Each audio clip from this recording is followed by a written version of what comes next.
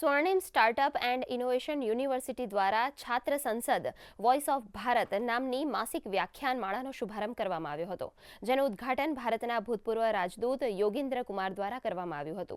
અને આગામી દિવસોમાં આ વ્યાખ્યાનમાળામાં રાષ્ટ્રીય સ્તરના નેતાઓ, પોલિસી મેકરો અને પ્રેક્ટિશનરોને કેમ્પસમાં આમંત્રિત કરવામાં આવશે.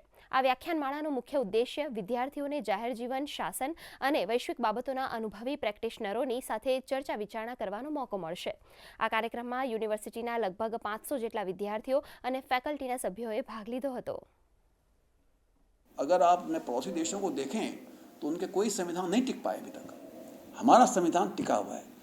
तो इस टिकने की क्या वजह है, ये बात भी सभी को इसके बारे में मनन करना चाहिए और क्या कहते हैं एक प्रकार से गूढ़ व्याख्या करनी चाहिए और भविष्य में जो हमारे युवा पीढ़ी है उसको इसके बारे में और भी गहराई से जाने की ज़रूरत है, क्योंकि ये जो है एक प्रकार से आप समझें कि ये हमारा जो है मूल मंत्र है, जिसके आधार पर ही भारतवर्ष जो है विकसित भारत बनेगा. जो स्टालवर्ड्स है हमारे देश में और विदेश में, जो अपने आप में एक एक्सपीरियंस बेस पे एक मिसाल है, तो उनके एक्सपीरियंस से हमारी जो युवा पीढ़ी है वो कैसे एक अनुभव के हिसाब से सीख सके, उस थीम को लेकर हमने स्वर्णिम स्टार्टअप एंड इनोवेशन यूनिवर्सिटी में एक पहल चालू की है.